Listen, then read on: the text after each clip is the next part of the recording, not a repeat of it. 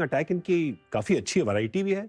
या और स्किल भी है, वो प्रॉपर स्किल है। देखिए तीक्ष्णा नहीं खेल रहे तो अभी खेल रहे तो वो थोड़ा सा हल्का सा मिस्ट्री लेके आते हैं। साथ में हसरंगा उनके किफायती गेंदबाज है।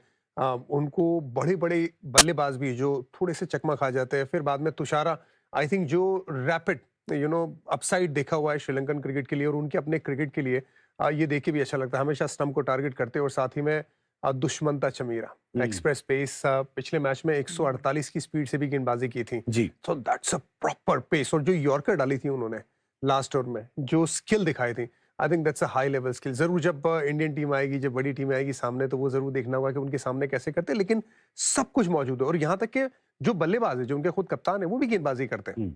सो बहुत सारे जो गेंदबाज है वो गेंदबाजी करते हैं, लेकिन पेसर्स पे नजर रहेगी। और इन्होंने सही कहा, अगर आप 150 के आसपास गेंदबाजी डालेंगे तो आप बल्लेबाज के दोस्त तो हो नहीं सकते, नाम ही उनका दुश्मनता है। मजाक कर रहे हो क्या? और पेस बॉलिंग के बारे में हमारे जो तीसरे जो बैठे थे यहाँ पे, वो कहाँ गए बाय द वे? कुछ कर रहे हैं, चलो पता, एक बार पता करते हैं। पहले आप ये टेप देखिए, टेप दिखाओ, मैं जरा ढूंढता हूँ कि गए कहाँ पे। 3 से 2 बंदा, एक बंदा ही गायब हो गया है। सबा भाई, इरफान ने कहा है कि फेवरेट्स हैं श्रीलंका फॉर रिपीट ऑफ पिछले एशिया कप का फाइनल, कि इंडिया के खिलाफ श्रीलंका खेलेगी। इनको लग रहा है बाकी सब टीमों में श्रीलंका जो है वो ऊपर है बाकी टीमों से। अग्री और डिसएग्री? Completely agree.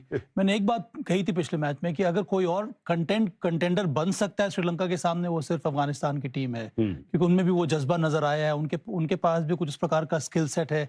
अगर उनके बल्लेबाजों ने करीब 150-160 का स्कोर खड़ा कर दिया तो वो किसी भी टीम को थोड़ा बहुत थ्रेटन कर सकते हैं। पर श्रीलंका ने जो प्रोग्रेस दिखाया है पिछले मैच में, और जिससे टीम कॉम्बिनेशन नजर आ रहा है, बॉलिंग उनकी बहुत ही मजबूत नजर आ रही है। तीक्ष्णा भी की वापसी हो रही है। उसके साथ साथ उनके जो पेस बॉलिंग अटैक है, जिसका जिक्र इरफान ने किया है। एक दो जो यंग प्लेयर्स हैं, कामिल मिशारा ने बहुत ज़्यादा इंप्रेस किया पिछले मैच में। उसके साथ साथ निसांका बहुत अच्छे फॉर्म में है। चरिता सलंका के बारे में हम लोग ज़्यादा जानते नहीं हैं, पर जब भी उनको मौका मिला उन्होंने परफॉर्म किया है। तो उनके पास काफ़ी अच्छा वो मध्य क्रम भी है। और अंत में उनके पास कुछ ऐसे बैटर्स हैं जो बड़े शॉट भी लगा सकते हैं। तो मुझे लगता है कि इस टीम का कॉम्बिनेशन वो काफ़ी अच्छा यहाँ पर नजर आ रहा है। दुष्मंता चमीरा एक बहुत ही मेच्योर बॉलर हो गए। पिछले मैच में 12 की 12 लास्ट जो गेंदें डाली थी उन्होंने, वो सब की सब यॉर्कर थी, वो भी एक्सप्रेस डिलीवरीज। तो ये दर्शाता है कि ये टीम कितनी स्ट्रांग नजर आ रही है इस वक्त। जी हाँ, और अगर अफगानिस्तान कंटेंडर हो सकते हैं तो ये श्रीलंका और अफगानिस्तान का मैच बड़ा इंटरेस्टिंग रहेगा। यहाँ पर श्रीलंका की शायद बैटिंग जो है वो अफगानिस्तान की बैटिंग से ज्यादा स्कोर करती है। बट एनीवे, मैंने मिस्ट्री सॉल्व कर दी है। ठीक है, हमारा खोया हुआ टीममेट हमें मिल गया है। बंदा कहाँ है? हमें मिल गया है। वो स्कूल गए। नहीं, स्कूल पढ़ने नहीं, पढ़ाने गए, स्कूल ऑफ क्रिकेट। गौरव, मैं स्टूडियो में नहीं हूं, लेकिन इधर ही हूं, आपके लिए लाया हूं एनालिसिस किस चीज का? इस श्रृंखला में अब तक ये एशिया कप में भारत को किसी ने भी चुनौती नहीं दी है, लेकिन एक टीम है, ऐसे गेंदबाज है तो चुनौती दे सकता है भारत को, वो है श्रीलंका के तेज गेंदबाज। क्यों? क्योंकि हमने अगर बल्लेबाजी देखी है भारत के, जिस अंदाज से बल्लेबाजी कर रहे हैं, अगर कोई गेंदबाज है जो लगातार यॉर्कर एक्सिक्यूट कर सकता है और अब तक वो काबिलियत दिखा है, वो है श्रीलंका के तेज गेंदबाज। नजर डालते हैं उन पे और क्यों अच्छा करता है, क्या अलग कर रहे हैं और कैसे कर रहे हैं। वीडियोस देखते हैं थोड़े से उनके। यॉर्कर्स पे नजर डालते हैं। चमीरा, अगर यहाँ पे नजर डालते हैं, चमीरा, तुषारा, पतिराना, ये तीनों ऐसे गेंदबाज है जो लगातार इस यॉर्कर को एक्सिक्यूट करते हैं। स्टंप लाइन, चाहे आप स्वीप कर रहे हो, चाहे आप रिवर्स स्वीप कर रहे हो, यहाँ पे अगर आप सामने मारने की कोशिश कर रहे हो, ये ऐसे गेंदबाज है जो चूकते नहीं। वो लगातार सटीक यॉर्कर डालते रहते हैं, फॉलो करते हैं। हमने काफी समय ये भी देखा, आप पैडल करने की भी कोशिश कर रहे हैं तभी भी एक्सिक्यूट कर रहे हैं, आप रिवर्स स्वीप की भी सोच रहे हैं तो भी एक्सिक्यूट कर रहे हैं। देखिए, ये काबिलियत है, हर किसी के पास होता नहीं, लेकिन यहाँ पे तीनों गेंदबाजों के पास है। क्यों? नजर डालते हैं उनके पिच मैप पे एक बार। ये ऐसे गेंदबाज है, सिर्फ यॉर्कर नहीं, स्लोअर वन का भी इस्तेमाल करते हैं। अगर उनके पिच मैप पे नजर डालते हैं तो खास करके ये जो एरिया है ना, यहाँ पे आप अक्सर ये देखते नहीं हो, क्योंकि दिस इज कंसिस्टेंसी। जब आप ये 2 मीटर और ये पेस ऑफ द स्टंप लगातार हिट करते हो, उसका कारण है। थोड़ा सा टेक्निकल है। इरफान पठान वहां बैठे हैं, वो शायद मेरे साथ सहमत रहेंगे, लेकिन जो टेक्निकल फैक्टर है, अगर नजर डालते हैं उनके वीडियोस पे स्लोमो में, क्या अंतर है, क्या फर्क है।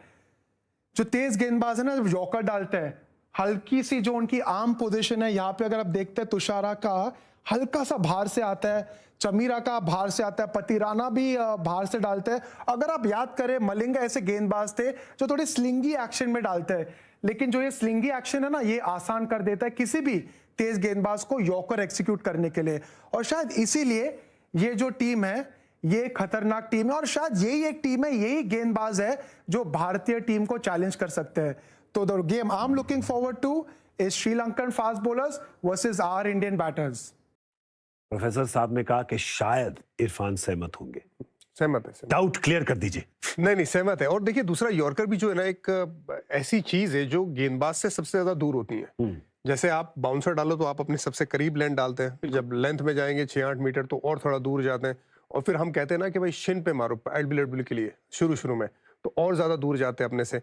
अब यॉर्कर तो सबसे ज्यादा दूर रहती है, तो इसीलिए क्रिकेटिंग टर्म्स में सबसे मुश्किल गेंद यॉर्कर है।